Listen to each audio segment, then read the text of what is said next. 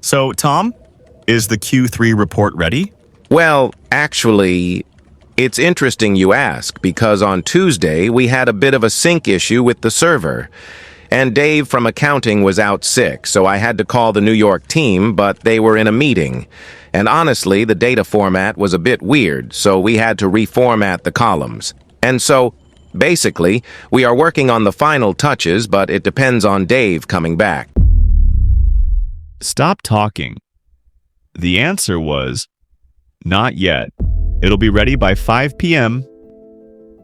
That's it. That's the answer. Instead, you gave me a 3-minute history lesson on your personal struggles. You think you are being thorough. You think you are providing context. You aren't. You are rambling. You are burying the lead. You are forcing your boss to dig through a mountain of garbage words to find the one nugget of information they actually need. This is the explanation trap.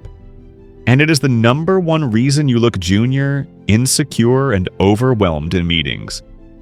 I'm Tom, and welcome back to English Adventure. Today, we are going to teach you the most powerful skill in business English, brevity. I'm going to teach you how to shut up and get to the point. Part 1. The diagnosis, the insecurity loop. Why do you ramble? Why can't you just give the short answer? It's psychological. It's called the insecurity loop. When you speak English, you are insecure about 2 things. Your language. Did I use the right grammar? Your competence. Do I know the answer? Because you are insecure, you are constantly scanning the listener's face for validation. You are looking for a nod or a smile. If the listener has a neutral face, which is common in business, your brain panics. Brain. They aren't nodding, they don't understand, or they don't believe me. Reaction. I need to add more words. I need to explain why.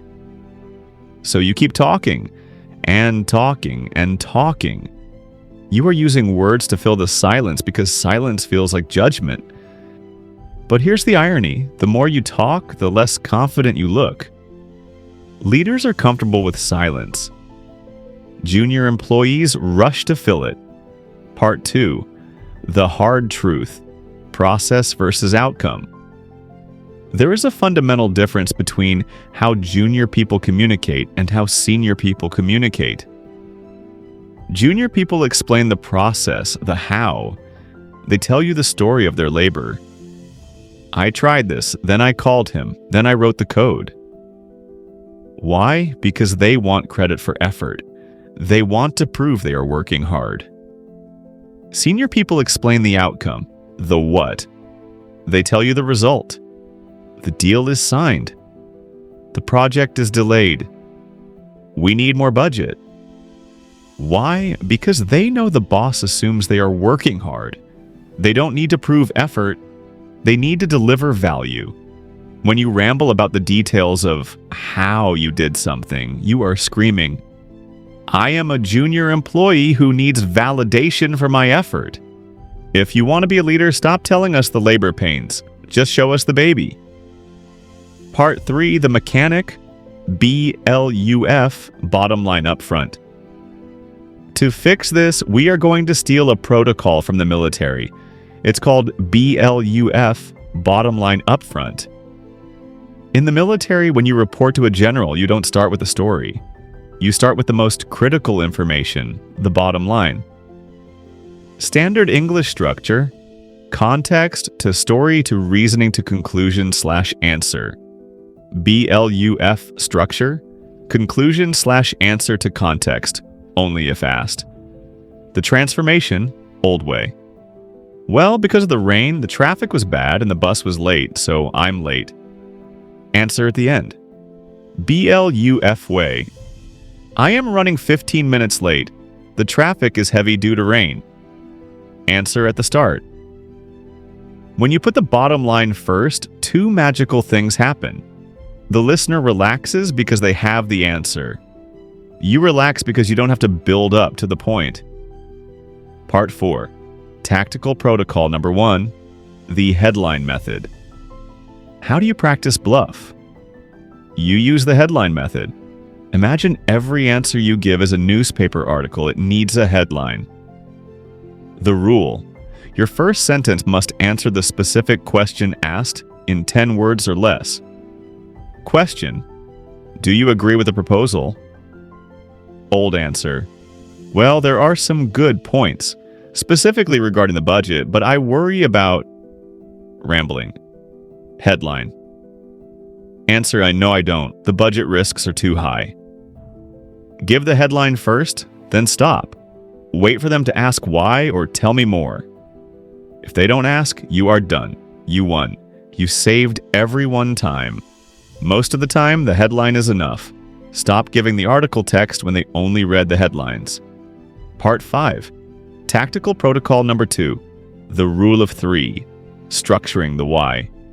Okay, sometimes you do need to explain context. Maybe they ask, why do you think that?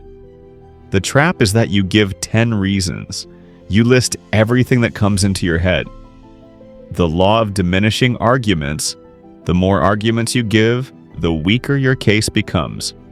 If you give one strong reason and 4 weak reasons, the listener will focus on the weak ones and destroy your argument. You need the rule of 3. Never give more than 3 points. I disagree for 3 reasons. First, the cost is too high. Second, the timeline is tight. And third, we lack the staff. Structure. Headline. I recommend option B. Flag. For 3 reasons. Point 1, point 2, point 3. Close. Therefore, option B is best. This structure forces you to select your best arguments and delete the garbage. It makes you sound organized, logical, and authoritative. Part 6. Tactical Protocol number 3. The pre-editing. Pause. Why do you start speaking before you know what you want to say? Because you are afraid of the silence. You think a 2-second pause makes you look stupid. Wrong. A pause makes you look thoughtful. Fast talkers look nervous. Thoughtful pausers look powerful. Obama pauses. CEOs pause. The drill. When someone asks you a complex question, pause. Count to 3 in your head. 1, 2, 3. During the pause, find your headline. Speak the headline. Do not start speaking the moment their voice stops. That gap is where the rambling is born. If you start speaking without a destination, you will wander. Take the silence. Use it to load your weapon, then fire. Part 7. The so what? Filter. Finally, before you share a piece of information, ask yourself, so what? I spoke to Dave. So what? Why does the boss care? The server crashed. So what? What is the impact? If the information doesn't have a direct impact on the outcome, delete it. Your boss doesn't care that you spoke to Dave. He cares that Dave approved the budget. Filter your speech. Remove the activity and keep the impact. The final challenge. Listen to me. Your value is not determined by the number of words you speak. It is determined by the quality of the information you deliver. Rambling is selfish.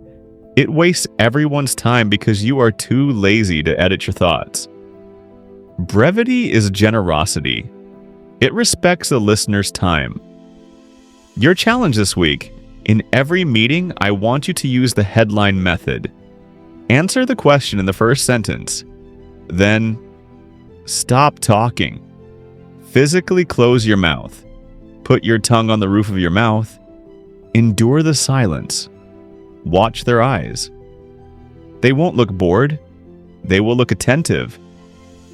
Because you just gave them exactly what they needed. If you're ready to stop rambling and start leading, hit the like button. Subscribe to English Adventure. Get to the point. I'm Tom. Done.